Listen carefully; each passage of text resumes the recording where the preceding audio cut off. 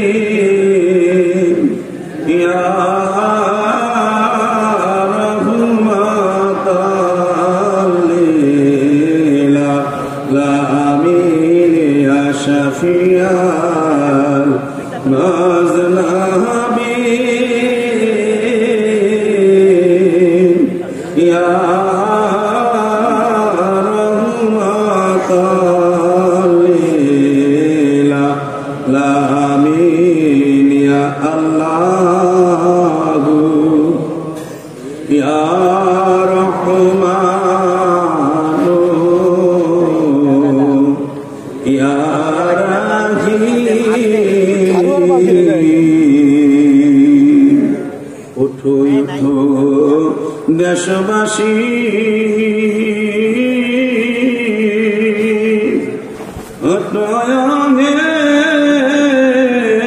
নরনারী মন প্রাণ যারা করি ডাকয়ে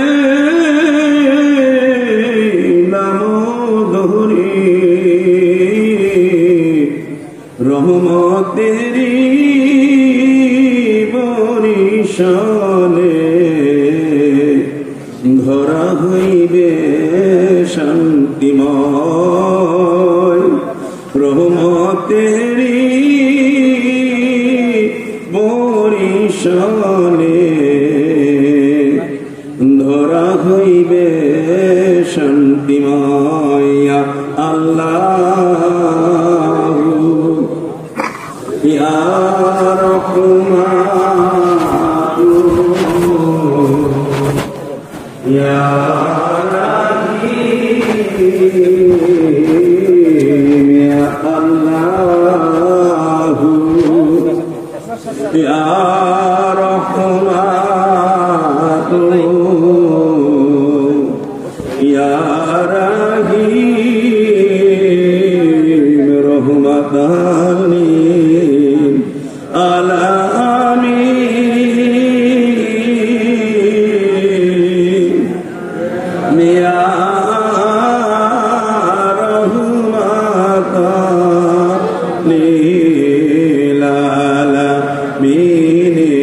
شفيال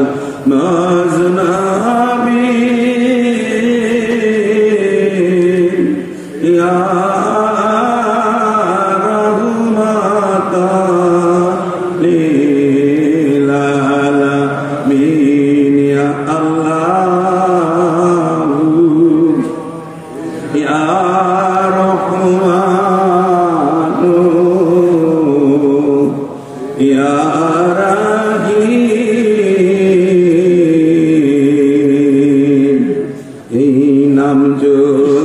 দিলে পরে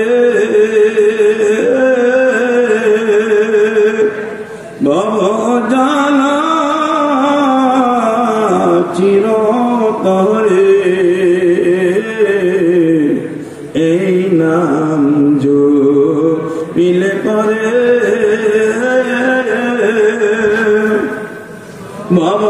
জানা চিরতরে অন্তর জ্বালা যাবে চলে দিল হবে তার রোশন। অন্তর জ্বালা যাবে চলে দিল হবে তার রোশন। ইয়া আল্লাহ ইয়া রহমান ইয়া রাহিম ইয়া আল্লাহু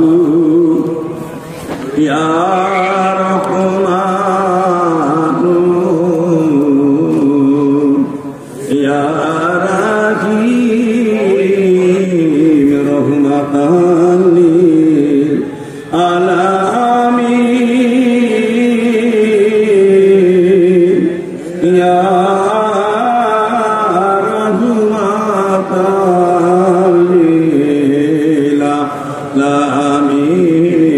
شفيعال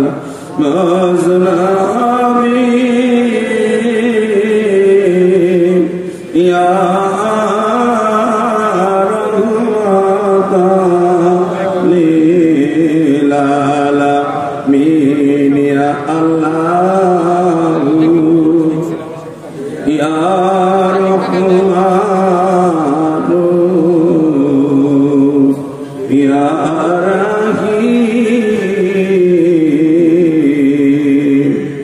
দিলখানি রোশন হলে দিলে আয়না যাবে খুলে দিলখানি রোশন হলে দিলে আয়না যাবে খুলে অন্তর আহনায় দেখতে পাবি মন বরে সাই নিরঞ্জন অন্তর আহনায় দেখতে পাবি মন বরে সাই নিরঞ্জন ইয়া আল্লাহু ইয়া রহমানু ইয়া রাহিম ইয়া আল্লাহু ইয়া রহমানু ইয়া রাহিম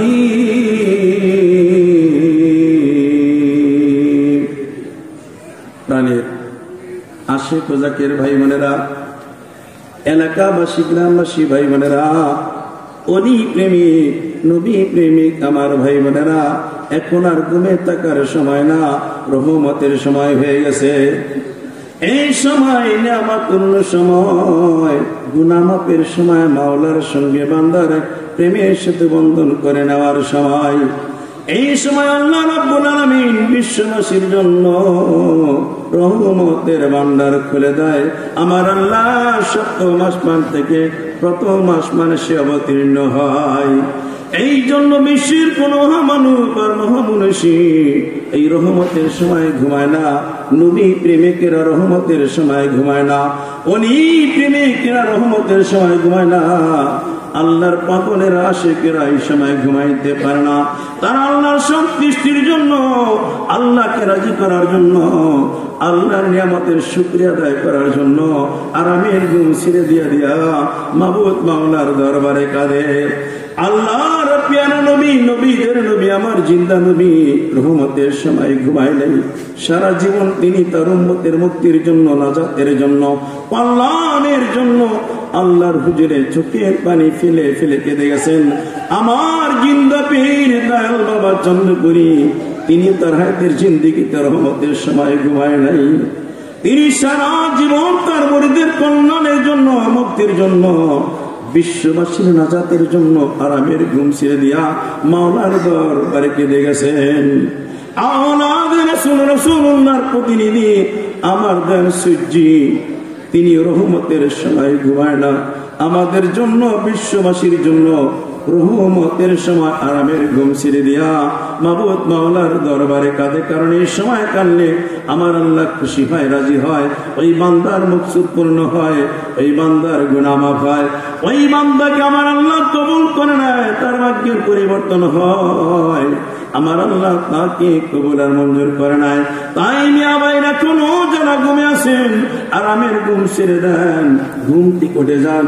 এই সময় যদি চলে যায় আর কঠিন কালেও পাওয়া যাবে না, আর আপনার আমার হায়াতের জিন্দেগিতে সময়টুকু আর কখনো আসবে না। তাই ভাইরা কোনো যারা ঘুমিয়ে আছেন আরামের ঘুম ছেড়ে দেন। এটা নিয়ামত পূর্ণের সময় আল্লাহ রাব্বুল আলামিন প্রথম আসমানে অবতীর্ণ হয় আর রহমতের ভান্ডার খুলে দেয় আমার আল্লাহ।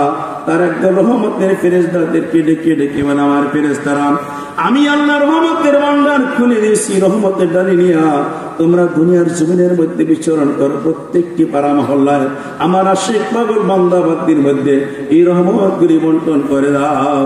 হুকুম করার সঙ্গে সঙ্গে আল্লাহর নিয়োজিত এই রহমতের ফেরেশতারা ওই রহমতের ডালিগুলি নিয়ে দুনিয়ার জমিনের মধ্যে আগমন করে, প্রত্যেকটি পাড়া মহল্লায় গ্রামে গ্রামে ঘরে ঘরে তারা ছুটাছুটি করে। যখন দেখে কোনো মানুষ গুনতে কোঠে নাই, ওই ফেরেশতারা লজ্জিত হয়, এরপরে আল্লাহর দরবারে হাজির হয়, গুরু গম্ভীর কণ্ঠে আওয়াজ করে ডাকতে, পরওয়ারদিগার তোমার কোন বান্দা বান্দি ঘুম থেকে উঠে নাই, এই জন্য রহমতগুলি বন্টন করতে পারি নাই, আবার ফেরত নিয়ে এসেছি, তোমার ভান্ডারে এগুলি জমা রেখে দেই। আমার আল্লাহ বলেন আমি যে রহমত দেই ওইগুলি আর ফেরত দেই না, কারণ আমার ভান্ডারে কখনো অভাব পড়ে না, কমতি হয় না। ওইগুলি নিয়ে আবার দুনিয়ার জমিনের মধ্যে যান, ওই রহমতগুলি তোমরা জমিনের মধ্যে নিক্ষেপ করে দাও, ওই জমিনে ফসল হবে, আমার বান্দা বান্দি ফসল বক্ষণ করবে, আর আমি আল্লাহর নিয়ামতের শুকরিয়া আদায় করলে আমি আল্লাহ খুশি হয়ে যাব। ওই রহমতগুলি তোমরা গাছপালা তরুণতার মধ্যে নিক্ষেপ করে দাও, ওই গাছপালার মধ্যে ফসল হবে, ফল ফ্রুট হবে, তরিতরকারি হবে, আমার বান্দা বান্দি বক্ষণ করবে, আমি আল্লাহর নিয়ামতের শুকরিয়া আদায় করবে, এতেও আমি আল্লাহ খুশি হয়ে যাব। ওই রহমতগুলি তোমরা নদী নালা খাল বিলের মধ্যে নিক্ষেপ করে দাও, ওই নদী নালা খাল বিলের মধ্যে মাছ পয়দা হবে, আমার বান্দা বান্দিরা আশিকেরা বক্ষণ করবে, আর আমি আল্লাহর নিয়ামতের শুকরিয়া আদায় করবে, এতেও আমি আল্লাহ খুশি হয়ে যাব। একটু চিন্তা করে দেখুন, আমরা আল্লাহকে ভুলে গেছি, কিন্তু আমার আল্লাহ আমাদের ভুলেন নাই, আমাদের স্মরণে রেখেছেন, নিয়ামতের ভান্ডার খুলে রেখেছেন, রহমতের ভান্ডার খুলে রেখেছেন। তাই এখনো যারা ঘুমে আছেন ঘুম থেকে উঠে যান, আমার দয়াল বাবা চন্দ্রপুরের কদম জড়ে দুরিয়া ওই দয়াময় মাবুদ মাওলাকে প্রাণ ভরে ডাকে নিয়া আল্লাহ ইয়া রহমান ইয়া রাহিম ইয়া আল্লাহ ইয়া রহমান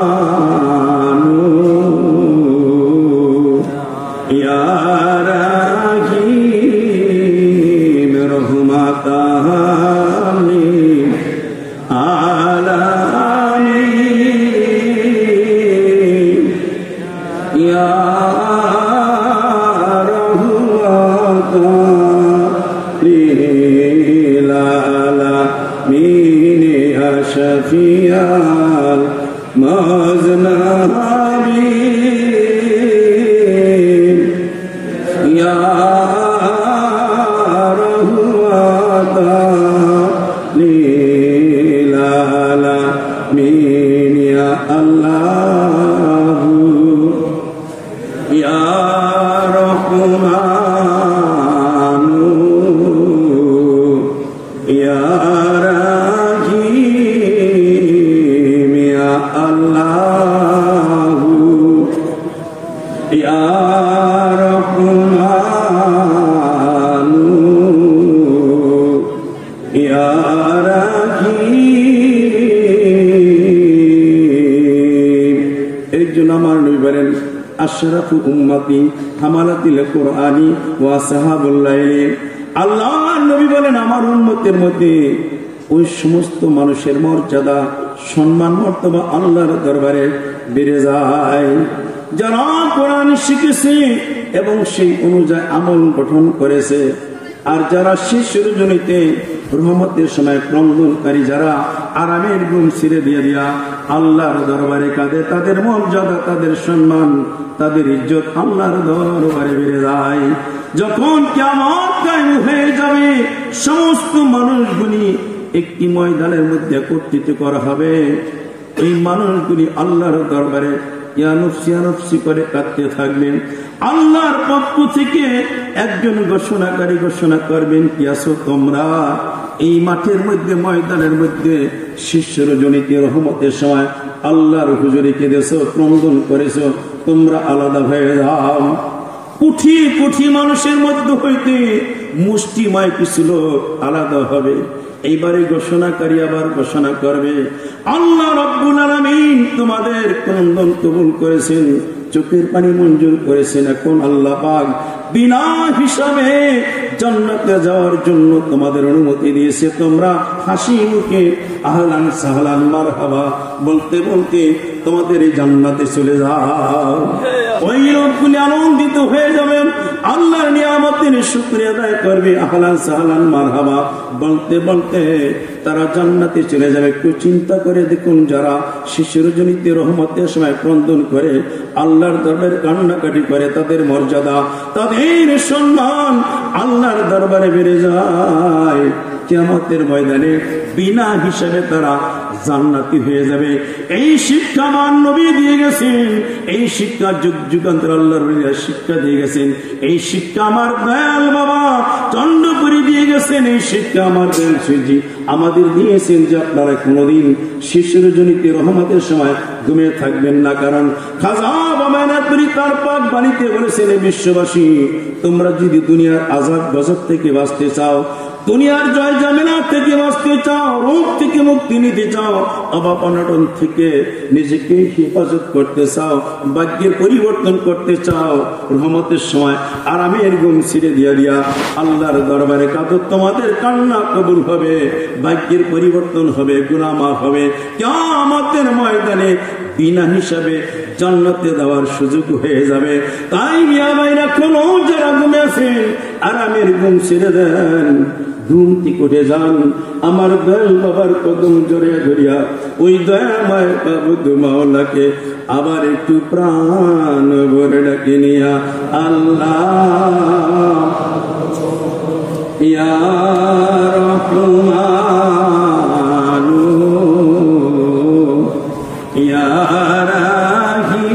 রাহিম ইয়া আল্লাহ ইয়া রহমানু ইয়া গলামি কোন চারে বাদি বনে নতুন ঘর, গলামি কোন চারে বাদি বনে নতুন ঘর, সে চারে যাইবা তুমি রে, ওরে বাজানা লাই মানি আমার দুঃখের খবর আমি কোন চারে বাদি বরে নতুন ঘর, গলামি কোন চারে বাদি বরে নতুন ঘর। এই যে আমার সোনার গোদাবো, একদিন দোলায় যাবে রে মিশে। এই যে আমার সোনার গোদাবো, একদিন দোলায় যাবে রে মিশে। খেলার সাথী পানের পতি রে, সেদিন পার হবে এ পুত্র পরিবার, আমি কোন চারে বাদি বরে নতুন ঘর, চারে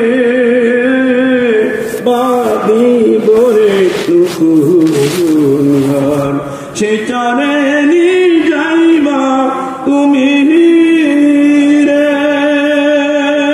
ওরে বাজার লাইবানি আমার দুঃখের খবর আমি কোন চারে বাঁধিব রে নতুন ঘর, গেলামি কোন চারে বাঁধিব রে নতুন ঘর। সবাই আমায় বিদায় রে দিবে একটা সাদা কাপড়ে দিয়া, সবাই আমায় বিদায় রে দিবে একটা সাদা কাপড়ে দিয়া, ঘরের বাহির কইরা দিয়া রে। ওরে আমার মুর্শিদি কাঁদবে জনম ভর আমি কোন চারে বাঁধিব রে নতুন ঘর, গেলামি কোন চারে বাঁধিব রে নতুন ঘর, সে চারে নিয়ে যাইবা তুমি রে। ওরে বাজার লইবা আনি আমার দুঃখের খবর আমি কোন চারে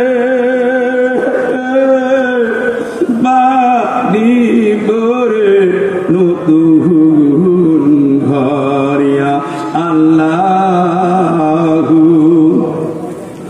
ইয়া রহমানু ইয়া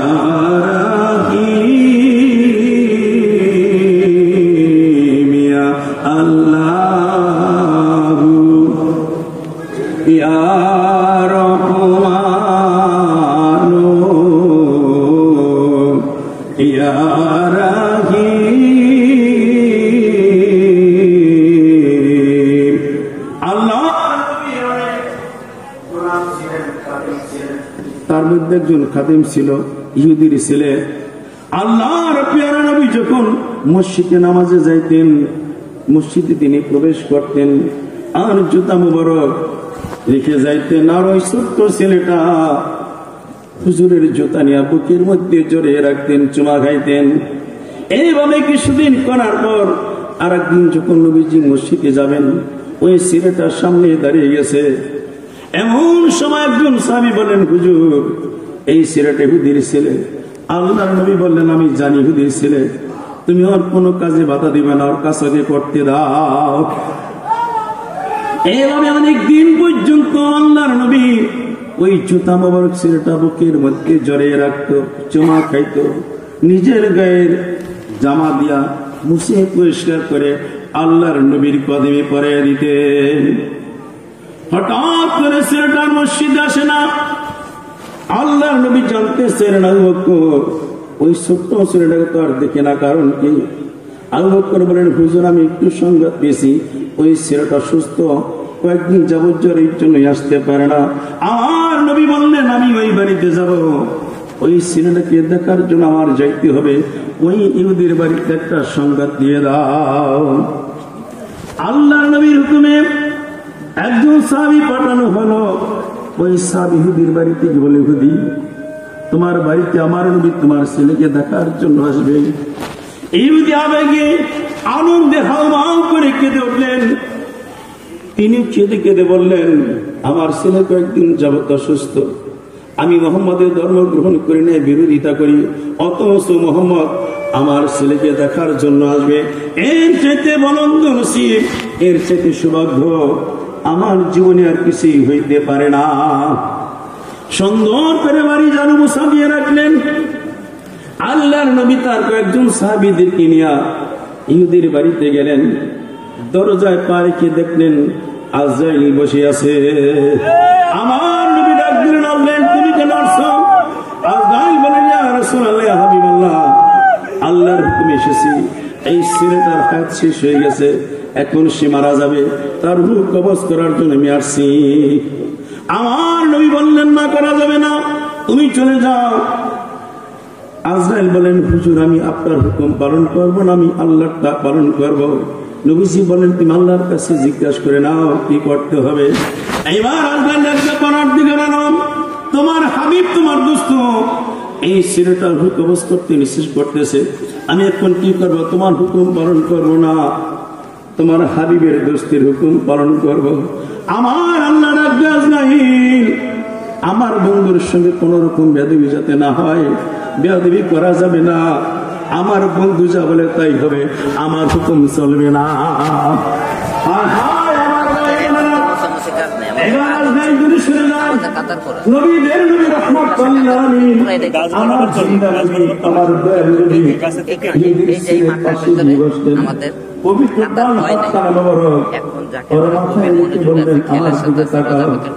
ছেলেটা যখন তাকাইছে, আমার নবী বললেন, আমার সঙ্গে তিনি কালিমা পাঠ করে না। ওই ছেলেটা হাউমাউ করে কাঁদতে লাগলেন।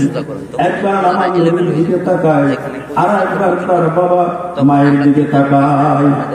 মনে মনে ভাবতেছে, যদি আমার মা এবং বাবার একবার কারণ তার আর আমি যদি মোহাম্মদের ধর্ম গ্রহণ করি, তারা কষ্ট পাবে, আমাকে রাগ করবে, হয়তো তারা বেয়াদবি মনে করতে পারে।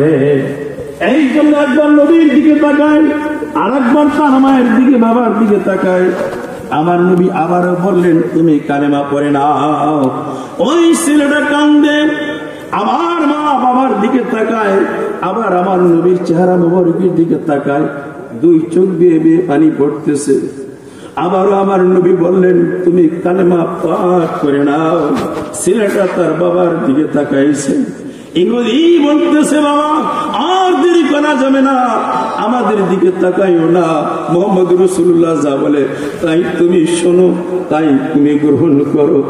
এইবার আমার নবী বললেন, আমার সঙ্গে পাঠ করে নাও, লা ইলাহা ইল্লাল্লাহু মুহাম্মাদুর রাসূলুল্লাহ।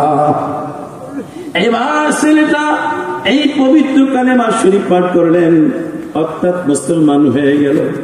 এইবার আমার নবী ডাক দিলেন, আজরাইল আমার কাজ হয়ে গেছে, এখন তোমার কাজ তুমি করো। ওই ছেলেটা মারা গেলেন, আল্লাহ নবী নিজে থেকে দাফন কাফন করলেন, আবার তিনি তার বাড়ির দিকে রওনা করলেন। প্রতিমধ্যে একজন সাহাবী আরজ করলেন, ইয়া রাসূলুল্লাহ, ইয়া হাবিবাল্লাহ, একটু জানার বিষয় ছিল, আপনার হাকিকত এই কাজের মর্মটা কিছুই বুঝলাম না। ইহুদির ছেলের বাতি আসলেন, পাশে বসলেন, একবার দেখলাম চেহারা মলিন, আর একবার দেখলাম আপনার চেহারাটা নুরানি এবং উজ্জ্বল, কারণ কি? আল্লাহর নবীকে দেখে বললেন, সাহাবী তুমি তো জানো না, আমি যা জানি তুমি তা জানো না, আমি যা দেখি তুমি তা দেখো না।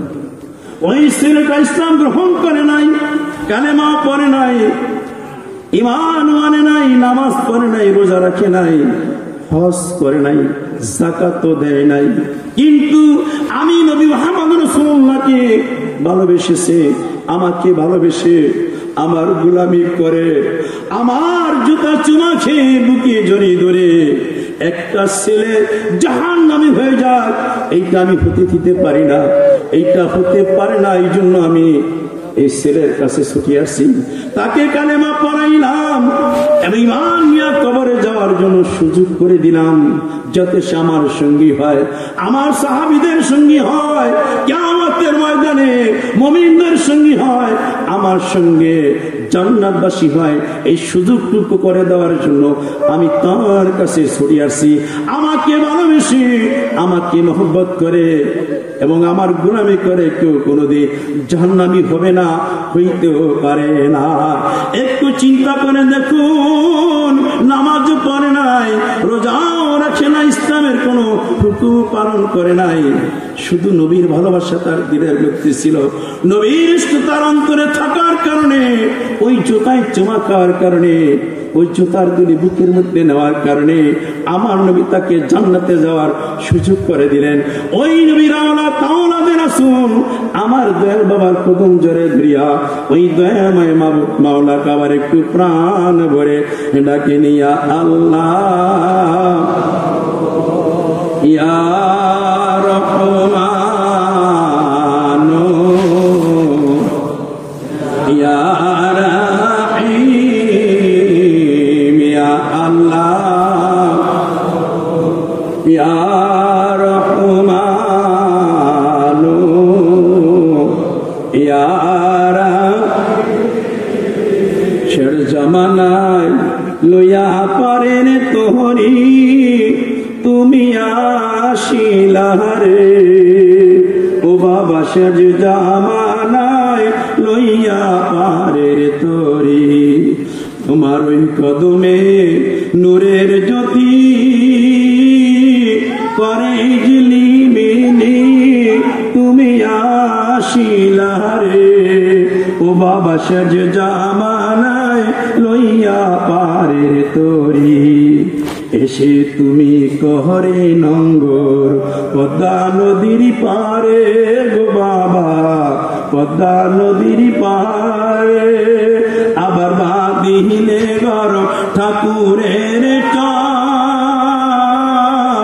বড়ই যতন করে তুমি আসিলারে ও বাবা শের জামানায় লইয়া পারের তোরি শের জামানায় লইয়া পারের তোরি তুমি আসিলারে ও বাবা শের জামানায় লইয়া পারের তোরি তোমার ওই কদমে নূরের জ্যোতি পারে ঝিলিমিলি তুমি আসিলারে ও বাবা শের জামানায় লইয়া পারের তোরি যুগে যুগে ঘুরে ঘুরে এসে বাংলার বুকে গো বাবা এসে বাংলার বুকে দিলে নাবার ও বাবা জান ফাইজের দানা খুলে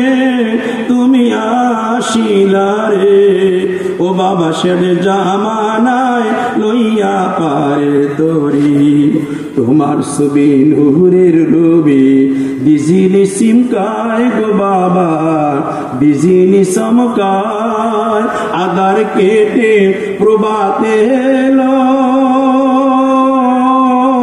তোমার সীমি দয়ায় তুমি আসিলারে ও বাবা শের জামানায় লইয়া পারে তোরিয়া আল্লাহ প্রাণ করে ডাকেন ইয়া রহমান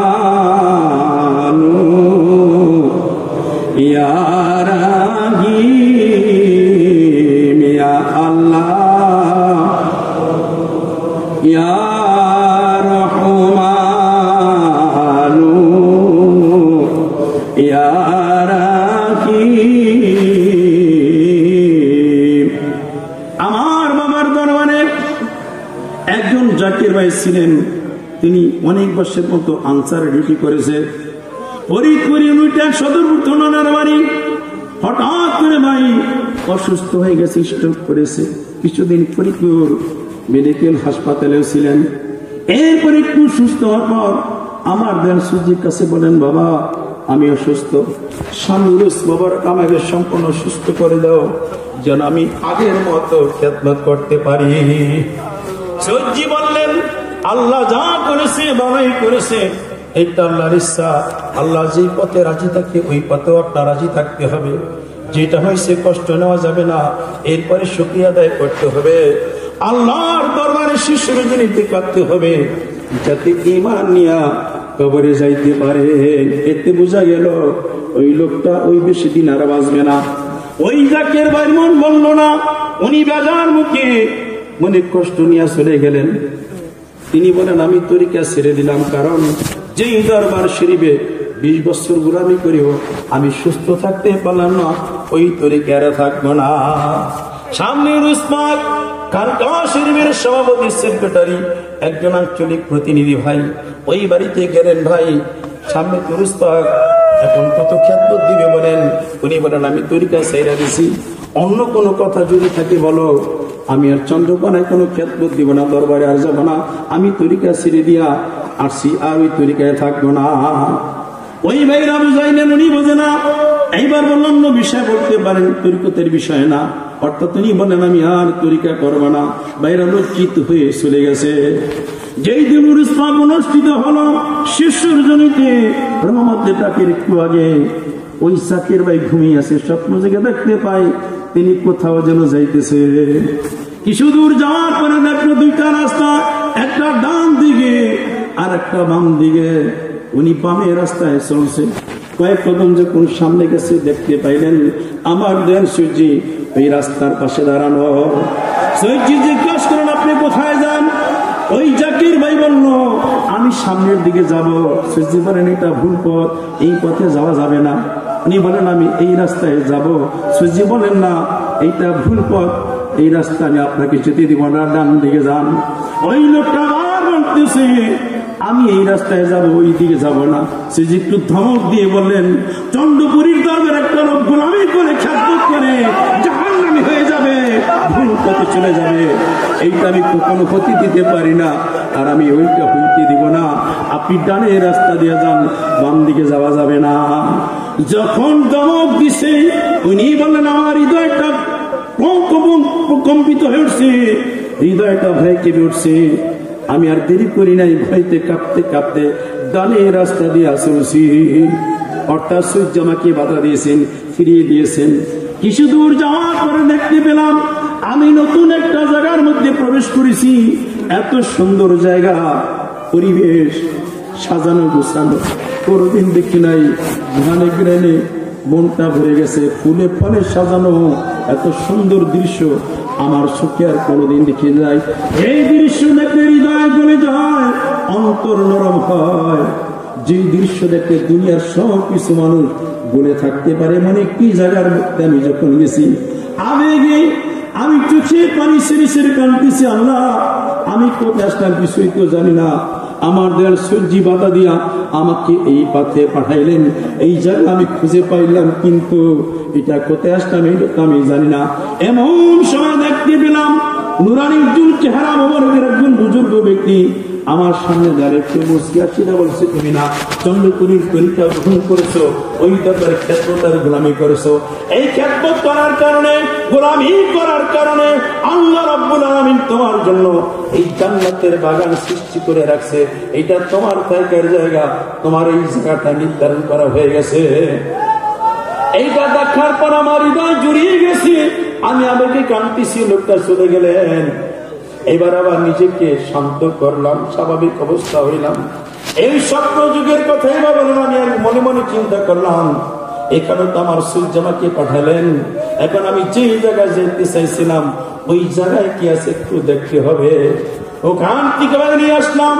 বাম দিয়ে কিছু দূর যাওয়ার পরে আমি দুর্গন্ধ নাকি আমার বেশি আসলো, জবান বন্ধ হয়ে যায়, চক্ষু খুলতে পারি না, কানে হাহাকার কান্নার শব্দ আসতেছে, চিৎকার পেরে পেরে কে যেন কাঁদতেছে, গরম বাতাস গায়ে লাগছে, মনে হয় গায়ে ফুস পড়ে যাবে। আর একটু সামনে প্রচুর হলাম, দেখলাম কিছু মানুষ সাগরের মধ্যে পড়তেছে, চিৎকার পেরে পেরে কাঁদতেছে। কিছু মানুষকে জমাই করা হচ্ছে, কিছু মানুষকে টুকরো টুকরো করা হচ্ছে। ওই মানুষগুলো চিৎকার পেরে পেরে কাঁদে। ওই দৃশ্য দেখার পর আমি ভয়ে অস্থির হয়ে গেলাম। বাঁচাও বাঁচাও করে আমি চিৎকার দিয়ে উঠলাম। আমার পাশে আমার বিবি ছিল, পাশে রুমে আমার ছেলেরা ছিল। আমার কান্নার আওয়াজ শুনে তারা ছুটে আসলো। আমি ঘামিয়ে গেছি, ঘাম পড়তেছি, থরথর করে কাঁপতেছি। আমি আমার সন্তানকে পিছনে গেলাম, বাবা আমি ভুল করেছি, চন্দ্রপুরীর তরিকা সারা যাবে না, ইসলাম করলে সারা যায় না। আমি ছেড়ে দিয়েছি, কিন্তু আমার পীর চন্দ্রপুরী আমাকে ছাড়ে নাই, আমার সূর্যি আমাকে ছাড়ে নাই। বাবা ওই যে রহমতের ডাকে লাগিয়ে দরুদ শরীফ শোনা যায়, করে রাখতেছে শোনা যায়। আর দেরি করিস না, আমি পরের স্বপ্নের কথা বলবো, আগে দরবারে নিয়ে আসাম। ওই ছেলেরা সেখান থেকে তার বাবাকে নিয়ে দরবার শরীফে আসে। সনের হুজুরার পাশে বসে রহমতের ডাক শুনে আর যিনি মর্যাদা আমার সৃষ্টি দেয় এই মর্যাদা শরীফ আমিন আমিন বলে কান্দে।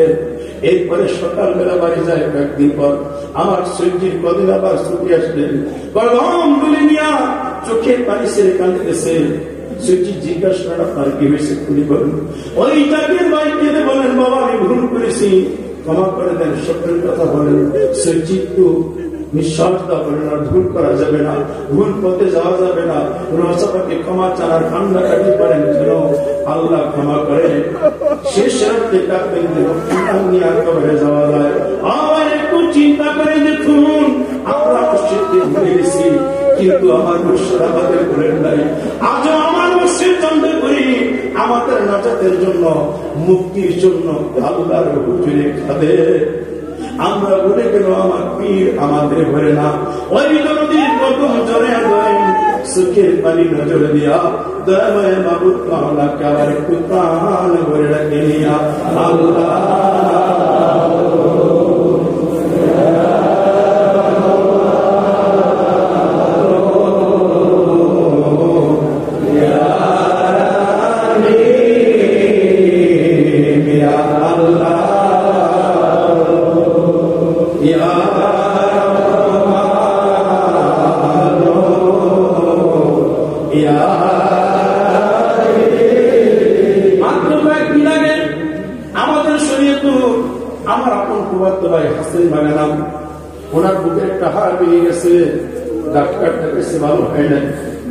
অনেক কষ্ট করতেছে, না খাইতে খাইতে শুকিয়ে গেছে, বিছনায় শুয়ে কাঁদতেছে যে আমি আমার মনে হার ভালো হবো না, আমার বুকের হাড়টা বেরিয়ে গেছে, আর সুস্থ হবো না, আর চন্দ্রকর আমার মনে হয় যাওয়া হবে না। এইভাবে শেষে রাত্রে অনেক কাঁদতেছিলেন, দুই চোখের পানি দিয়া ওই হাসের মেয়েটার মুখ ভিজিয়ে দিছে। এইভাবে কয়েকদিন কান্নার পর একদিন কাঁদতে কাঁদতে উনি ঘুমিয়ে গেছে। এমন সময় স্বপ্ন যুগে দেখতে পায় বোকরা পরিহিত একটা লোক ওনার পাশে সে দাঁড়াইছে, ডাকতেছে বাগা ঘুম থেকে উঠো। এইবার উনি ঘুম থেকে উঠলেন, অর্থাৎ স্বপ্নে দেখতেছেন। এমন সময় ওই বোকরা পরিহিত লোকটা তার হাতের মধ্যে একটা গাছের পাতা, ওইটা হাতের মধ্যে সিবাইয়া মরণ করলেন। ওনারা হাতে দিয়ে বলেন আপনার কোন জায়গায় কোন হাতটা ভেঙে গেছে আমার একটু দেখাই দেন। এইবার ওনার গায়ের গিঞ্জিটা টুসা করছে, এইবার বললেন এইটা রসাপটা ওই জায়গার মধ্যে লাগাই দেন, মালিশ করে দেন। যখন এই জায়গার মধ্যে মালিশ করছে এখন কি অবস্থা বলুন। হাসিন ভাই বললেন আমার তো ব্যথাটা এখন কমে গেছে, আমার আরাম লাগতেছে। এইবার বললেন আপনি ভালো হয়ে যাবেন, আর চিন্তা করবেন না, আল্লাহ আপনাকে দয়া করছে। এই কথা যখন বলছে সন্তানে দিয়া ওই বোকরা পরিহিত লোকটা আবার চলে যাইতেছে। এইবার আমার হাসিন ভাই ডাক দিলেন আপনি কি পরিচয় দিন, আপনাকে তো চিনি না, আপনি কোথা থেকে আসছেন একটু বলুন। ওই বোকরা পরিহিত লোকটা একটা নিঃশ্বাস বলছেন আমি আপনার দয়াল ইমাম। আপনার মসজিদ চন্দ্রপুরকে নির্দেশ করেছেন আপনি অনেক চিন্তা অসুস্থ, আপনি কাঁদতেছেন, আপনার কান্না আপনার পীর চন্দ্রপুরী সহ্য করতে পারে না, এই জন্য আমাকে নির্দেশ করেছে তুমি একটু যাও আমার আসে ওই পাগল গুলিতে একটু পাতার রস লাগিয়ে দাও, সেই জন্য সুস্থ হয়ে যাবে। এই জন্য আমি আপনার পীরের নির্দেশে আপনার বাড়িতে আসি। এই কথা বলুন ওদাও হয়ে গেছে, হাসতে পারে ঘুম ভেঙে গেছে। ঘুম আনার পরে উনি দেখতে পায় ওনার শরীর আর কোনো ব্যথা নাই, ওই জায়গাটা জোড়া লেগে গেছে। একটু চিন্তা করে দেখুন পীর তার মুরিদকে কত ভালোবাসে আর কত মহব্বত করে। ওই বান্ধবের কথা ওই দয়াময় মাবুদ মাওলাকে আবার একটু প্রাণ ভরে রাখে না আল্লাহ।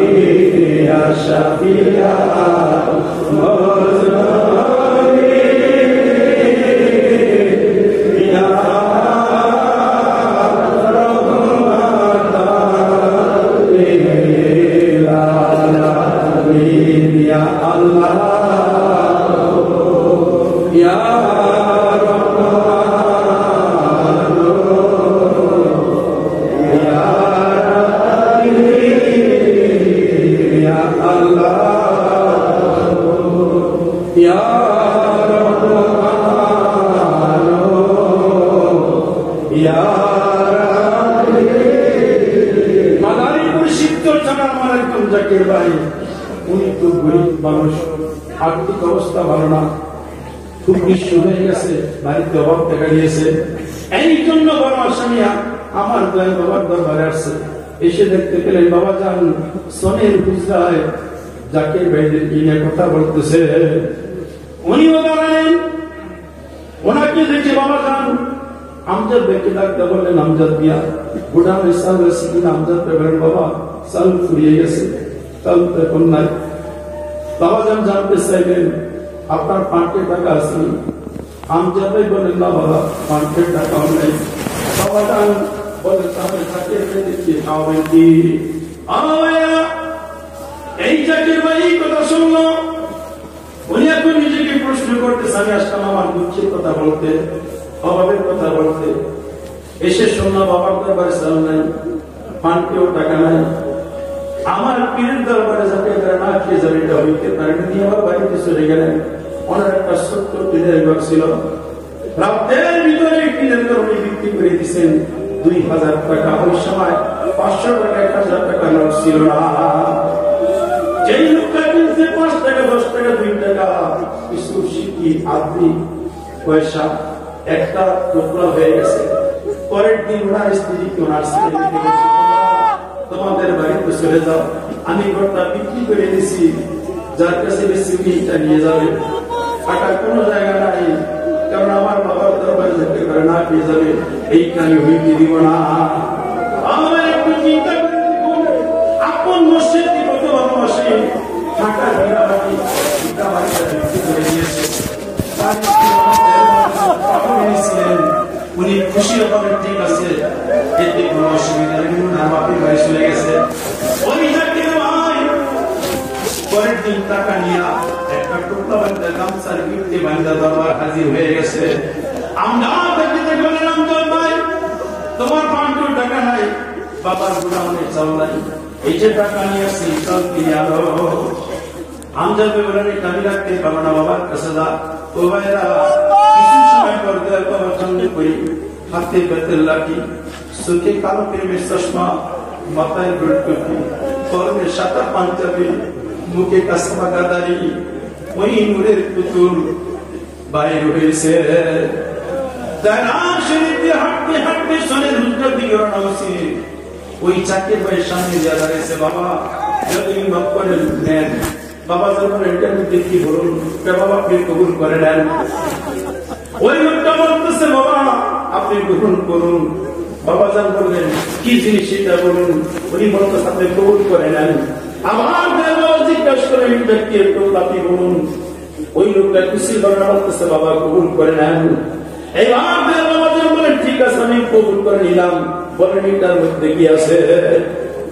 এবার জাকির ভাই বলেন, বাবা কালকে এসেছিলাম তোমার দ্বারা মনের দুঃখের কথা বলার জন্য, সে শুনতে পেলাম তুমি গোডাউনে চাল নাই, আমজাদ ভাই 5 টাকা নাই, তুমি বলো জাকির ভাই কি খাইবে। এই জন্য আমার একটি ঘর ছিল, টাকা পয়সা নাই, ওই ঘরটা বিক্রি করে 2000 টাকা তোমার জন্য নিয়ে আসছি, বাবা কবুল করে না। বাবা যান একটু মুস্কি হাসি দিলেন, আমার একটু নিঃশ্বাস দিলেন। বাবা যান বলেন, আপনি খুব চালাক মানুষ, আমাকে যা কবুল করাইলেন। এরপরে বললেন, যা আমি যখন কবুল করেছি আল্লাহর দরবারেও আপনার নজর কবুল হয়ে গেছে। আমি আপনার জন্য দোয়া করি, আল্লাহ আপনার অভাব রাখবে না, আপনার ভাগ্যের পরিবর্তন করে দিবে। বাবা যান গ্রহণ করলেন। ওই জাকির ভাই পরের দিন বাড়িতে রওনা করেছে। প্রতিমধ্যে একজন জাকির ভাইয়ের সঙ্গে দেখা হয়ে গেছে। আল্লাহর ওলিরা যদি প্রেমের নজরে তাকায়, কোনো কিছু কবুল করে নাই, ওইটা প্রভুর দরবারে কবুল হয়। ভাগ্যের পরিবর্তন হয়ে গেছে। ওই জাকের ভাই বললেন, ভাই আপনি তো চন্দ্র করার জাকের, আমিও জাকের, আমার কেউ বিশুদ্ধ লোকের প্রয়োজন, আমি ব্যবসা করি, একা আমি পারি না, আমার সঙ্গে আপনার থাকতে হবে। ওই জাকের ভাই বলেন, আমার তো কোনো টাকা পয়সা না, আমি বিশ্ব মানুষ, গাড়ি ভাড়া কোনো নাই, আমি কেমনে থাকবো? ওই ব্যবসায়ী জাকের ভাই বলেন, আপনার দেহ চালান আর আমার টাকা পয়সা চালান, আমার সঙ্গে থাকবেন, যা ব্যবসা হয় অর্ধেক আপনার আর অর্ধেক আমার। একটু চিন্তা করে দেখুন, ভাগ্যের পরিবর্তন হয়ে গেছে, বিনা চালানে ব্যবসা শুরু হয়ে গেছে। সারাদিন ওই বাঙালি ব্যবসা করতেন, মাল কিনছে, বিকাল বেলা বিক্রি করছে, ওই সময় 300 টাকা লাভ হয়েছে। 300 টাকা ওই সময় অনেক কিছু রে ভাই। এইবার হিসাব কিতাব করে দেখো, 300 টাকা লাভ হয়েছে, 150 টাকা ওই ভাই নিলেন, আর 150 টাকা আমার গরিব জাকের রেখে দিয়ে দিলেন, বলেন আবার 2 দিন পরে আসবেন, আবার এইভাবে আমরা মাল কিনবো। এইভাবে 1 বছর কাটতে থাকে, উনি অনেক টাকার মালিক হয়ে গেছে। এইবার বলবো, ভাই এখন আপনি ব্যবসা শিখেছেন, আপনি আলাদা ব্যবসা করবেন, আমি আলাদা ব্যবসা করব, আমরা দুইজন এখন চালাইতে পারবো, কোনো অসুবিধা হবে না। 1 বছর পরে উনি দরবার শরীফ আসছে, আবার বাবার কদম করে নিয়া 1000 টাকা নজর দেওয়া বলছে। বাবা যা বলছেন, অনেকদিন পরে দেখলাম আপনার অবস্থা কি, ছেলে মেয়েদেরকে কোথায় রাখছেন, বাড়িতে আনছেন? ওই চাকরি ব্যক্তি দিতে বলেন, বাবা আমি শ্বশুর বাড়িতে রেখেছিলাম, টিনের ঘর বিক্রি করেছি, তোমার দয়ায়, তোমার নজরে, তোমার ছিলাম, আমি এখন বাড়িতে পাকা ঘর করছি, অনুমতি দিলে আমার ছেলে মেয়েদেরকে নিয়ে আমার বাড়িতে রাখবো। বাবা একটু হাসি দেবেন না, আমি অনুমতি দিলাম, ওদেরকে বাড়িতে নিয়ে আসেন। আমার ভাইয়েরা, আপন মসজিদকে ভালোবাসলে, ওই মসজিদের কদমে গোলামি করলে আর কেমন করবে? বাইকের পরিবর্তন হয়, অভাব দূর হয়, মনের মুচ্ছুদ পূর্ণ হয়, আল্লাহ রাজি হয়, খুশি হয়। মদিনার নবীর চেয়ার বাংলার জমিনে ঘরে বসে পাওয়া যায়। ওই বান্ধবের কদম জড়িয়ে ধরেন, আর দয়াময় মাবুদ মাওলাকে আবার একটু প্রাণ ভরে রেখে নিয়া আল্লাহ ইয়া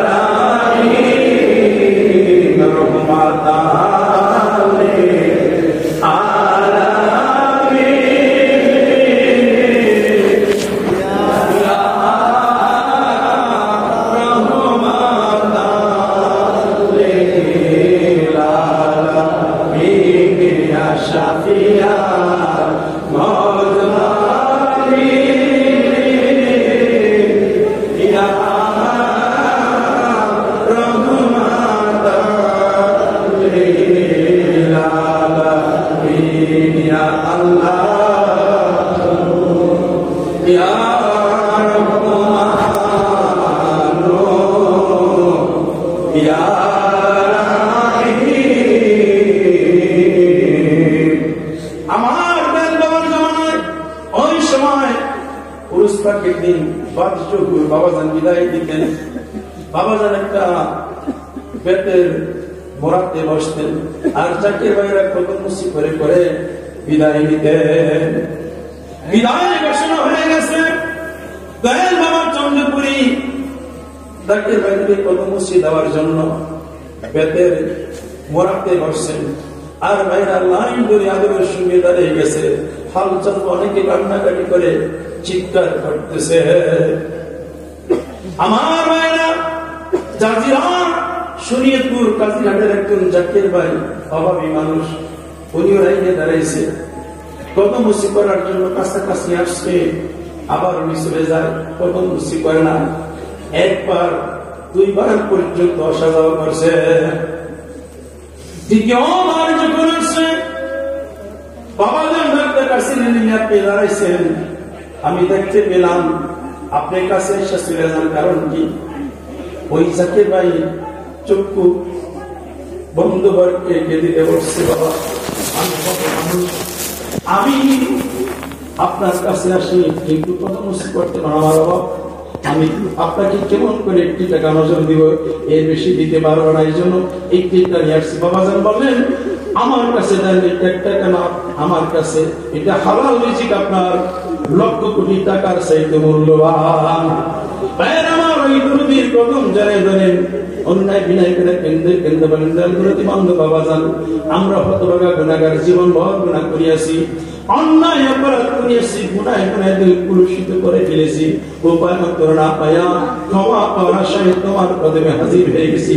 তুমি দয়াল, তোমার দয়াল নামের গুণে আমাদের অন্যায় অপরাধ ক্ষমা করে দাও, মাফ করে দাও।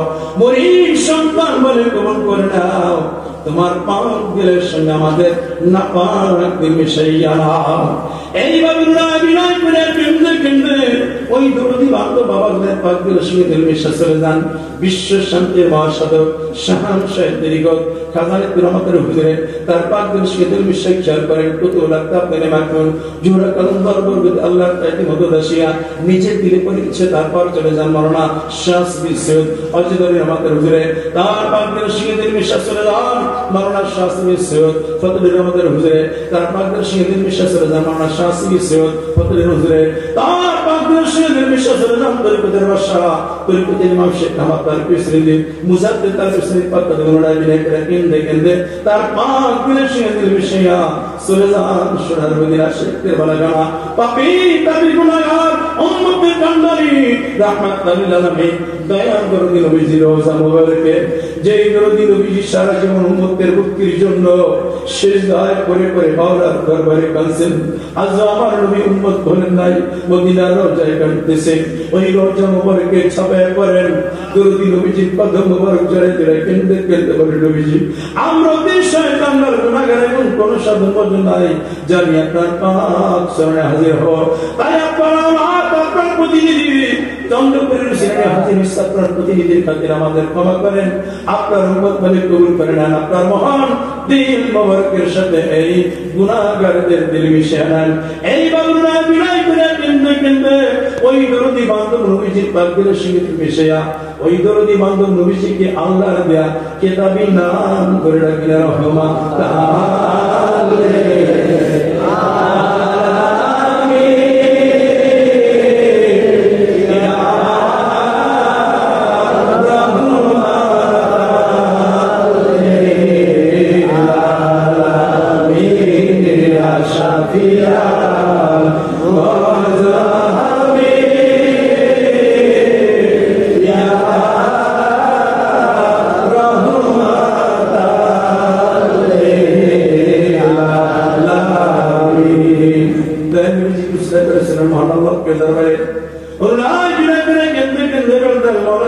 জীবন বর্ণনা করিয়াছি, সীমাহীন গুনাহ করিয়াছি, তাই না পাক লোকের কথা শুনবে না বলেন, তোমার হাবিব হুসাইনিয়া তোমার দরবারে হাজির হইছি, তোমার হাবিব পাকের উসিলায় আমাদের অন্যায় করার জীবনের সমস্ত গুনাহগুলি ক্ষমা করে দাও, দয়া করে রহমতের ভিক্ষা দাও, রহমতের ফায়জের উম্মেদার হইয়া ওই দয়াময় মাবুদ বাউলাকে প্রাণ করে রাখেন ইয়া আল্লাহ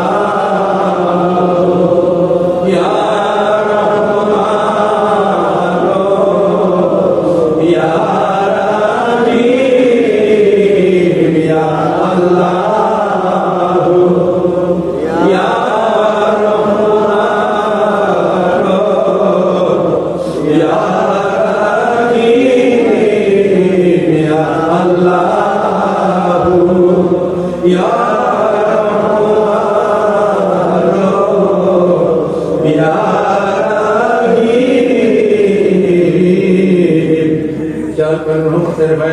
Allah Taala berbeda. Rasulullah Sallallahu Alaihi Wasallam भैया कई तरीका है पुराने पिंडर से और भैया हमारे दाल बाबा ने पागल भैया नीज दिल आशा करके से रहमत भैया दिले चाहे बदस लगल कल शक्तिरा दा पर्दा भीतरे যত প্রকার গুনাহ আর গুনাহ লাজিম আসবাব से पूछा को क्या कुछ तो कमर আল্লাহ আমাদের মানুষ শতান জিন শতান ভবিষ্যৎ নফস শতান দান কমর নফসের সমস্ত কারাপুর রহমতের ফরিয়া সব হইয়া সিদ্দিন আও জানান দাও ইস দিন সবস মেজা আল্লাহ আল্লাহ আল্লাহ আল্লাহ সুবহানাহু ওয়া তাআলা করেন দিলে কানে শুনতে চেষ্টা করেন আর কিছু সময় কালবে আল্লাহ আল্লাহ সুবহানাহু ওয়া তাআলা এই খেয়াল থাকে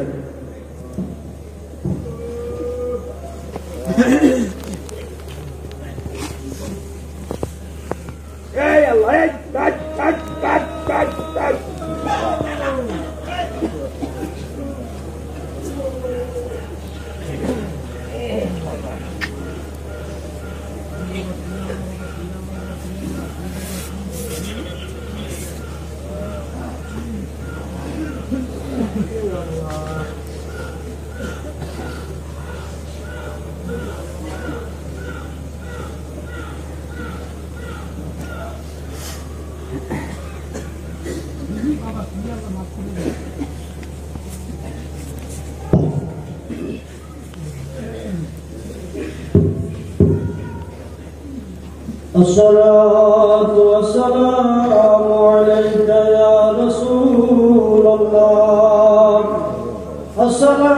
الصلاة والسلام عليك يا حبيب الله الصلاة والسلام عليك يا سيد المرسلين الصلاة والسلام عليك يا رحمة للعالمين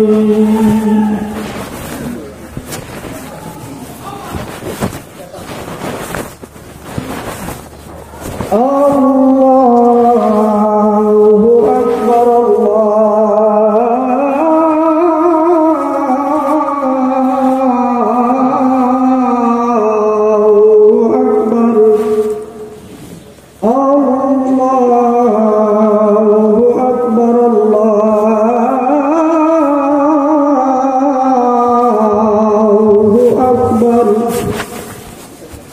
أشهد أن لا إله إلا الله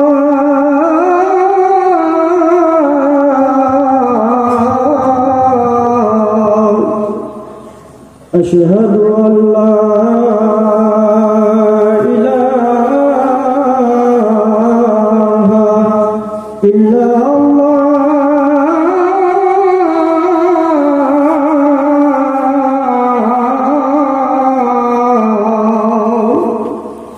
أشهد أن محمدًا رسول الله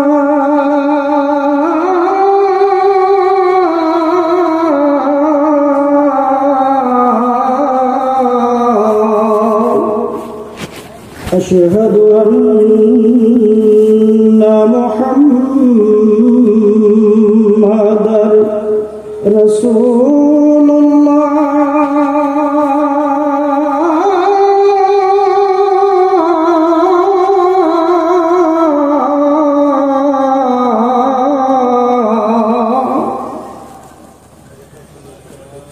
حي على الصلاة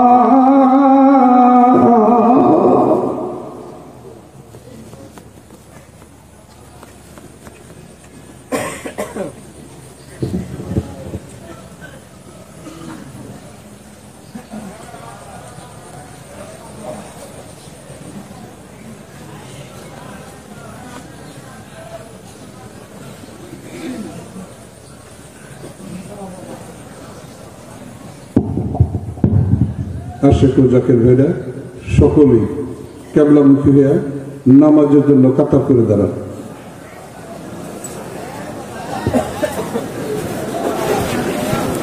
সকলেই নামাজের জন্য কাতার করে দাঁড়ান।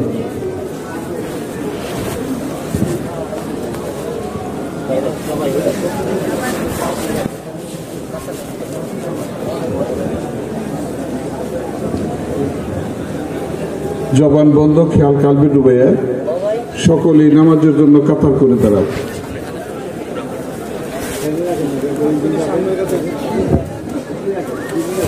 জবান বন্ধ রাখেন, খেয়ালের সাথে সকলেই নামাজের জন্য কাতার করে দাঁড়ান।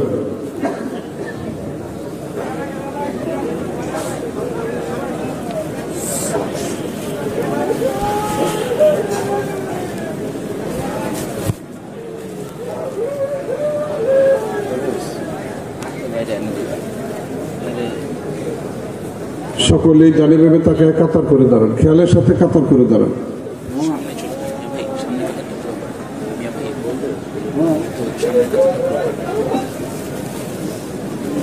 কাতার সোজা হলে পরে সকলেই কাতার ঠিক রেখে নামাজের কাতায় বসে। সকলেই কাতার ঠিক রেখে কাতার করে কাতার ঠিক রেখে নামাজের কাতায় বসে।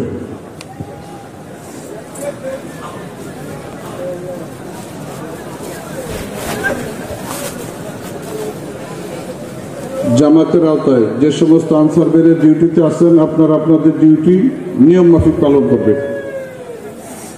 জামাতের আওতায় যে সমস্ত আনসার বেড়ে ডিউটিতে আছেন, এখন আপনারা আপনাদের নিয়ম মতো ডিউটি পালন করবেন।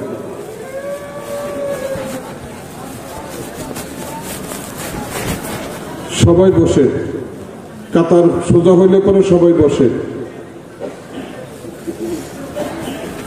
প্রাণের আশিক ও জাকির ভাই ও বোনেরা, আমরা জলসায় উরুস পাকে হাজির হয়ে কার্যক্রম শুরু থেকে বর্তমান পর্যন্ত হাজির হয়েছি। আমরা শেষের দিকে এগোচ্ছি। দয়াল বাবাজন ফরমান, শেষ ভালো যার, সব ভালো তার। শেষ ভালো যার, সব ভালো তার। সেই শেষ প্রান্তে আমরা উপনীত হচ্ছি। জিয়ারতের মাধ্যমে আমাদের এই জলসা মোবারকের আনুষ্ঠানিকতা সমাপ্ত হবে। সেই জিয়ারতের কাছাকাছি সময় আমরা অবস্থান করছি। আমরা একটা মুহূর্তের জন্য এখন আর বেখেয়ালি হব না, একটা মুহূর্তের জন্য আমরা খেয়াল হারা হব না, খেয়াল ছাড়া হব না। আমরা খেয়ালের সাথে থাকব, খেয়াল কালবে ডুবে থাকব। আমাদের মুর্শিদ দয়াল বাবাজান ফরমান, প্রত্যেক নিঃশ্বাসেই খেয়াল কালবের ভিতর ডুবিয়ে রাখো, নচেত হালাক হওয়ার ভয় আছে। প্রত্যেক নিঃশ্বাস খেয়াল কালবে ডুবিয়ে রাখতে বলা হয়েছে, অর্থাৎ প্রত্যেক দমে আল্লাহ জিকির খেয়াল করতে বলা হয়েছে। প্রত্যেক নিঃশ্বাসে প্রত্যেক দমে দমে আল্লাহ জিকির খেয়াল করতে বলা হয়েছে। আমাদের খেয়াল করতে হবে, খেয়াল ঠিক রাখতে হবে। যার খেয়াল যত বেশি ঠিক হবে, তার ইবাদত বন্দেগী তত বেশি মজবুত হবে, সঠিক হবে এবং আল্লাহর দরবার পর্যন্ত পৌঁছাবে, কবুল হবে। ইবাদতের নিয়ামত সিনায় ধারণ করে বাড়ি পর্যন্ত নিয়ে যাওয়া লাগবে। কাজে মিয়া ভাইরা, বেখেয়ালি হওয়া যাবে না। আমরা খেয়ালের সাথে অবস্থান করব। সৈয়দজি জামাতে তশরিফ নেবেন, সৈয়দজি জামাতে তশরিফ নেবেন। আমরা বেখেয়ালি হব না, আমরা খেয়ালের সাথে থাকব। আমাদের মুর্শিদের শিক্ষা হচ্ছে হুজুরি দিলে নামাজ আদায় করতে হবে। এটা শুধু আমাদের মুর্শিদের শিক্ষা নয়, যে শিক্ষা দয়াল নবী দিয়ে গেছেন। দয়াল নবী ফরমান লা সালাতা ইল্লা বি হুজুরিল কালব। হুজুরি দিল ব্যতীত নামাজ হয় না, হুজুরি দিল ব্যতীত নামাজ আল্লাহর দরবারে পৌঁছায় না, হুজুরি দিল ব্যতীত নামাজ আল্লাহর দরবারে কবুল হয় না। আল্লাহর নবী আরো ফরমান, আস-সালাতু মিরাজুল মুমিনিন। মুমিনের মেরাজ হয় নামাজে।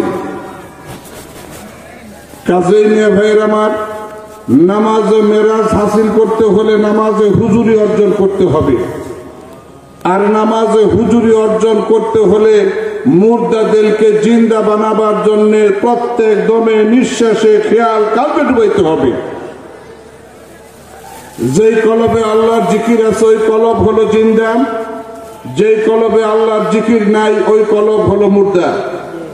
মুর্দা দিলে শয়তান বসবাস করে, ধোঁকা দেয়, কুমন্ত্রণা দেয়, ওয়াসওয়াসা দেয়।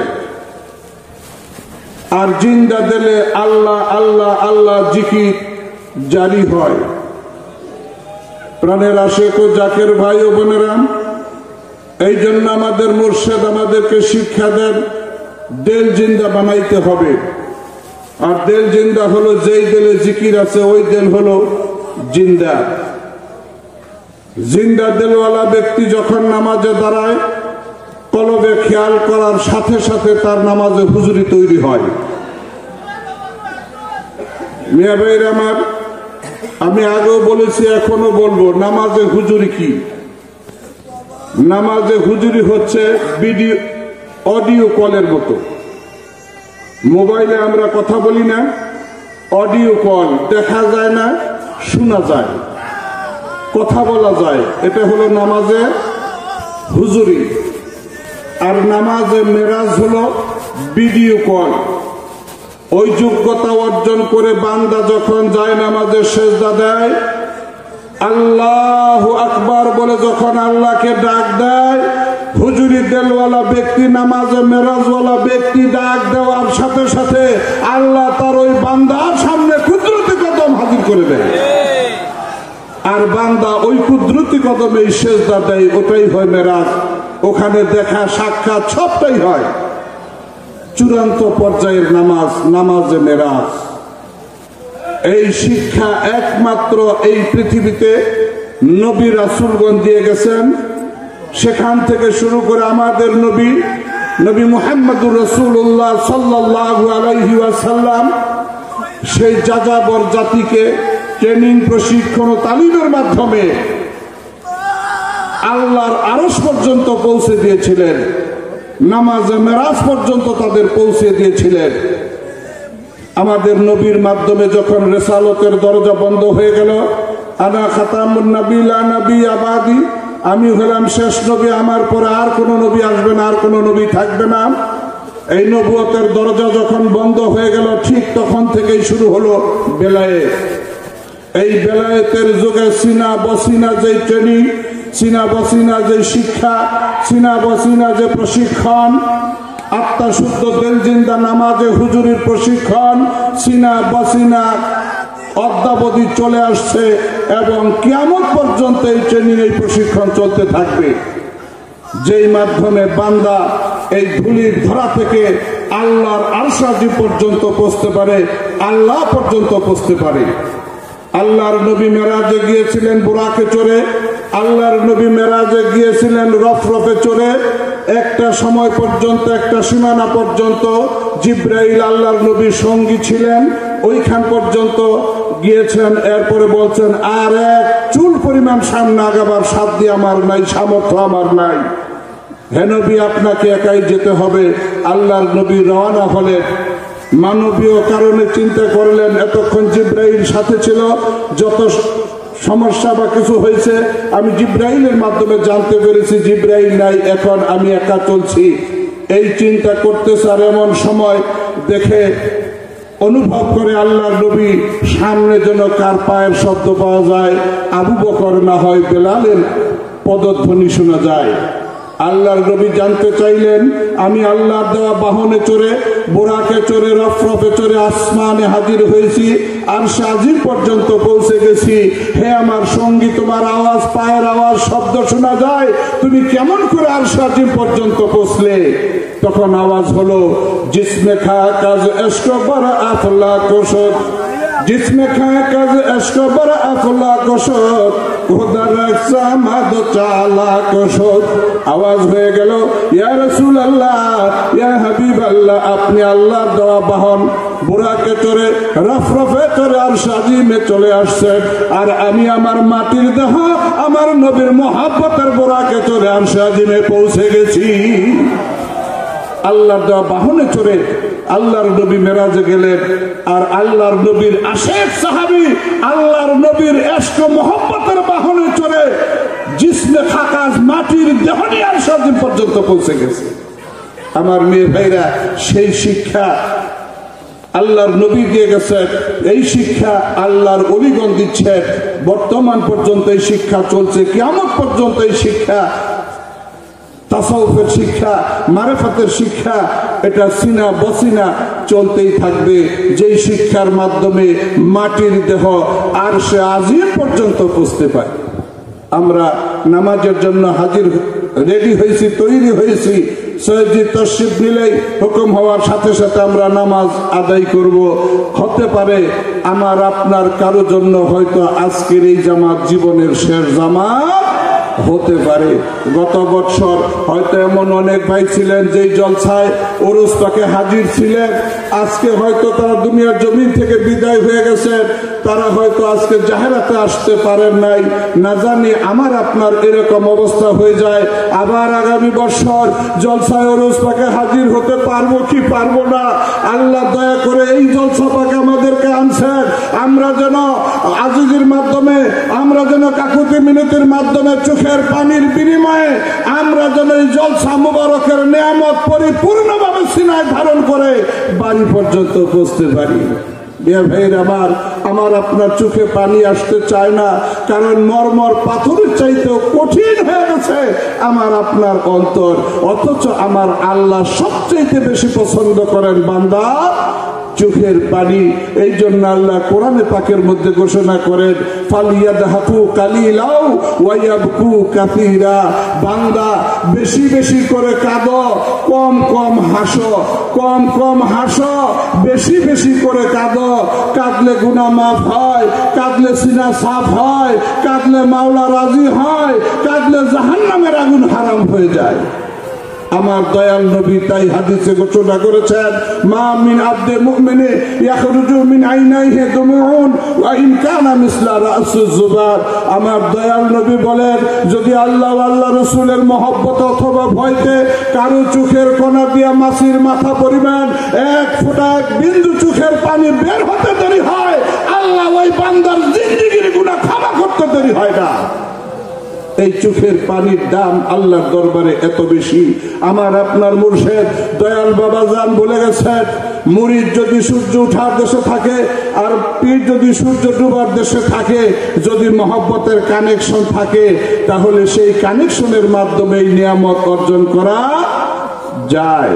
মেয়ে ভাইয়ের আমার দয়াল বাবা জান আরো বলছেন, মুরিদ যত বড় অপরাধী করে না কেন, যখন বাবা বলে ডাক দেয়, চোখের পানি ছেড়ে দেয়, তখন আল্লাহর ওলি সহ্য করতে পারে না মুরিদের এই চোখের পানি।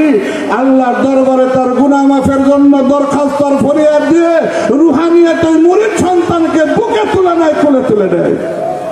মেয়ে ভাইরা আমার, আমরা সেই যুগশ্রেষ্ঠ মহামানব আমাদের দয়াল বাবা জানের পাক দরবার শরীফে হাজির হয়েছি।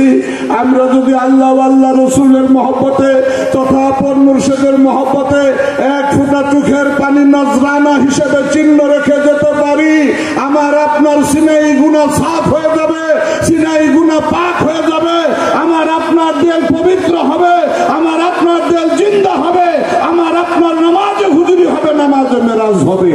আমার হোক আর নাই হোক, এই মজলিসে যদি একটা লোকেরও হয়ে থাকে, তার উসিলায় আমাদের বাকি সকলের নামাজ জামাত আল্লাহর দরবারে কবুল হয়ে যাবে।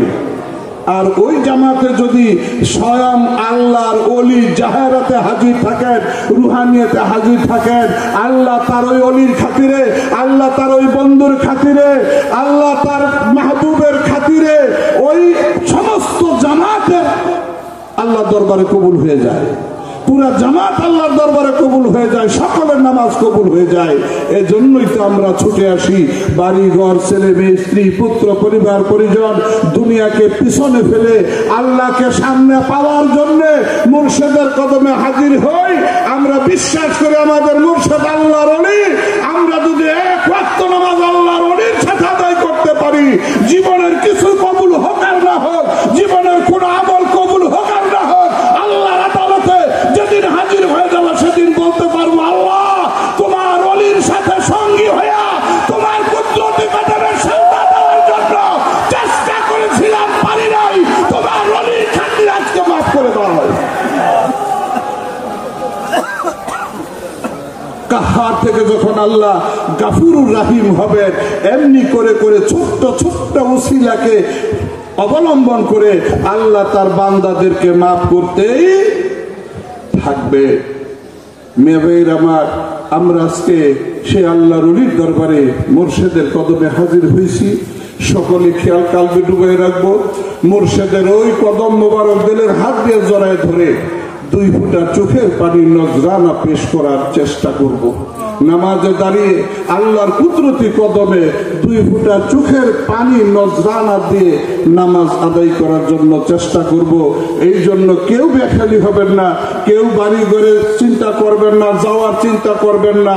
আপনি বাড়ি যাওয়ার জন্য ব্যস্ত হয়ে গেছেন, গাড়ি কোন সাইডে আছেন খোঁজ খবর নিচ্ছেন, বাড়ি পর্যন্ত পৌঁছতে পারবেন এমন লাইসেন্স, এমন সার্টিফিকেট, এমন গ্যারান্টি কি আপনার আছে?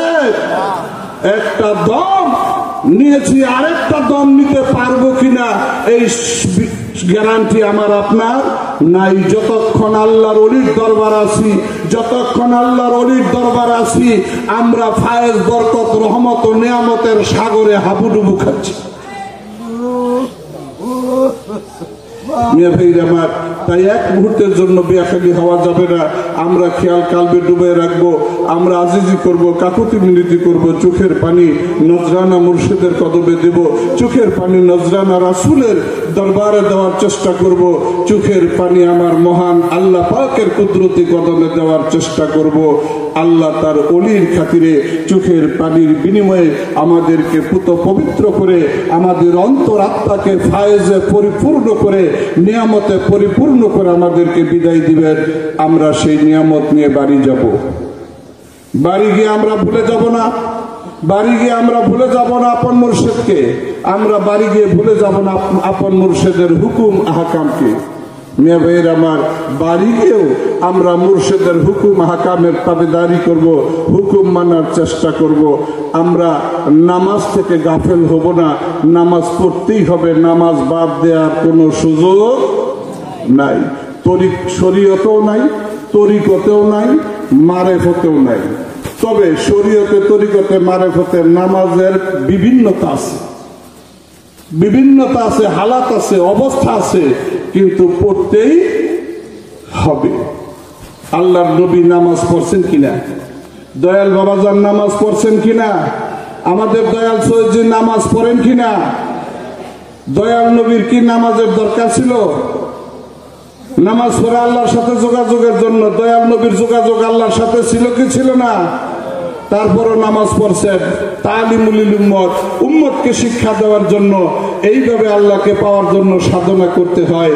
এবং আল্লাহর নবীর, আল্লাহর ওলিদের ইবাদত হচ্ছে, নবীর ইবাদত হচ্ছে উম্মত তরাবার জন্য, আল্লাহর ওলির ইবাদত হচ্ছে মুরিদ তরানোর জন্য। ইয়াশফাউ ইয়াউমাল কিয়ামা সালাসা, 3 শ্রেণী কিয়ামতের ময়দানে সুপারিশ করে অগণিত মানুষকে জান্নাতে নিয়ে যাবেন। আল আম্বিয়া উসমাল উলামা উসমা শুহাদা। মিয়া ভাইয়ের আমার, প্রথম শ্রেণী নবী রাসূলগণ, হক্কানি আলেম অর্থাৎ যারা ওলি তারা,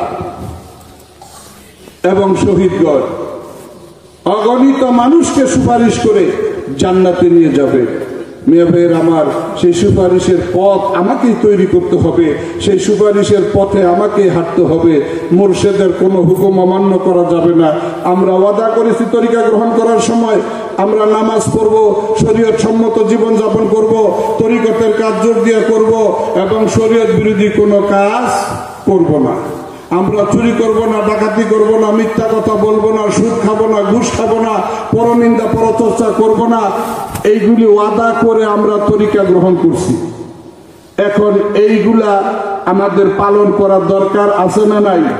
মুর্শিদ যা করতে বলেন বিনা বাক্যে নির্দ্বিধায় তা পালন করতে হবে, এবং মুর্শিদ যা নিষেধ করেন বিনা বাক্যে নির্দ্বিধায় তা থেকে দূরে থাকতে হবে। আমরা বিশ্বাস করি হুকুম মানাই তরিকা, তরিকার অপর নাম হুকুম মানা। এখন প্রশ্ন আসতে পারে, পীরের হুকুম মানাই যদি তরিকা হয় তাহলে কোরআন হাদিস কি? কোরআন হাদিস তাহলে কি? কোরআন হাদিসের বাস্তব নমুনাই পাওয়া যায় আল্লাহর ওলিদের কাছে। আল্লাহর ওলিরা এমন কোন কথা বলেন না যা কোরআন হাদিসের বিরুদ্ধে যায়। আল্লাহর ওলিরা এমন কোন কাজ করেন না যা কোরআন হাদিসের বিরুদ্ধে যায়। অর্থাৎ কোরআন হাদিস বাস্তবায়নের বাস্তব রূপই হচ্ছে আল্লাহ ওলিগণ। আল্লাহর নবী সম্পর্কে প্রশ্ন করা হয়েছিল। মিয়া ভাইয়ের আমার, সাহাবীদের জন্য মডেল ছিল আল্লাহ নবী। কোন সমস্যা হলে দৌড়ে আল্লাহর নবীর কাছে যাইতেন। আল্লাহর নবী যেইভাবে বলতেন সেইভাবেই সমাধান হতো। এই যুগে আমরা আল্লাহর ওলিদের কাছে যাই, আল্লাহর ওলিদের নির্দেশনা মানলে, সঠিকভাবে পালন করতে পারলে সমস্যার সমাধান হয় কি হয় না? হয়। আমাদের ভুলের কারণে মিয়া ভাইরা আমরা যেন তরিকত থেকে পিছিয়ে না যাই। আজকে রহমতের ডাকের সময় শুনছেন এক মিয়া ভাই কোন কারণে অনুরাগ করে বলছে আমি আর চন্দ্রপাড়ার তরিকা করব না, চন্দ্রপাড়ার তরিকা ছেড়ে দিব। জাকের ভাইরা তার কাছে গেছে খেদমতের জন্য, বলছে এটা বাদ দিয়ে অন্য কথা কও, আমি আর তরিকায় নাই। তারপরে সে স্বপ্নে দেখছে বাম দুইটা রাস্তা, একটা ডাইনে একটা বামে, বামের রাস্তায় চলছে। কিছু দূর যায় দেখে ওই রাস্তার সামনে সৈয়দজি দাঁড়াবে। উনি ওই রাস্তায় যাইতে চায়, সৈয়দজি ওনাকে বারবার বারণ করেন এবং শেষ পর্যন্ত তাকে বাধ্য করেন ডাইনের রাস্তায় যাইতে। উনি ডাইনের রাস্তায় গিয়ে শেষ প্রান্তে দেখলেন এক অবস্থা যা জান্নাতের নমুনা। এখন ওনার মনের মধ্যে চিন্তা হলো যে আমি ডাইনে গিয়ে জান্নাতের নমুনা দেখলাম, তাহলে বামে যাইতে দেওয়া হলো না কেন? বামে কি আছে দেখতে হবে। এবং শেষ প্রান্তে গিয়ে দেখলেন সেখানে জাহান্নামের নমুনা। আল্লাহর ওলিগণ দুনিয়ার মানুষ জাহান্নামে যাক এই জন্য তারা চিন্তা করে না, এই জন্য তারা দুনিয়া আসেন নাই, বরং আল্লাহর ওলিগণ পৃথিবীতে আগমন করেছেন জাহান্নামী মানুষদেরকে ট্রেনিং প্রশিক্ষণের মাধ্যমে রূপান্তরিত করে জান্নাতি মানুষ বানাবার জন্য।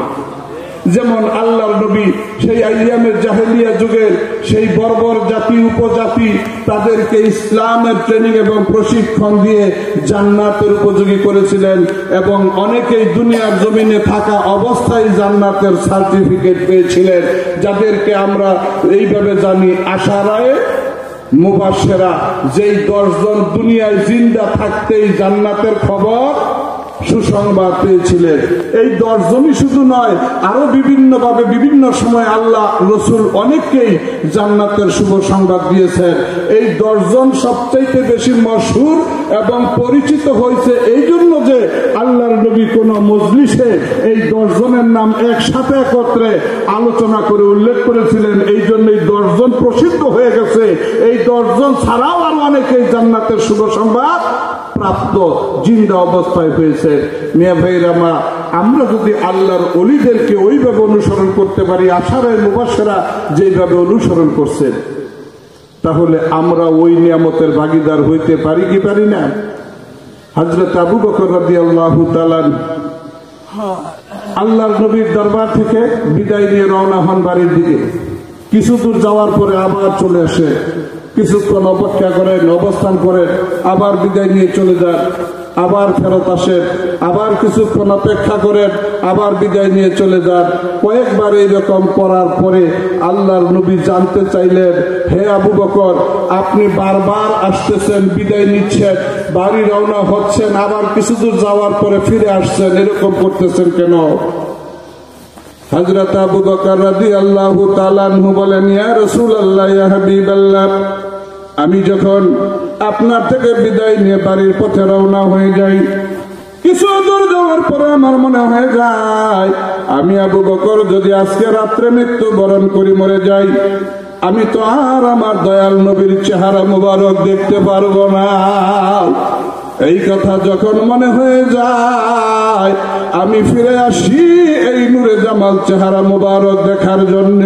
আমি তৃপ্ত হয়ে যাই, আবার রওনা হয়ে যাই বাড়ির পথে। আবার যখন মনে হয়ে যায় আমি যদি মরে যাই, দয়াল নবীর নূরে চেহারা মুবারক দেখতে পারবো না, আবার তখন ফিরে আসি, আবার চলে যাই।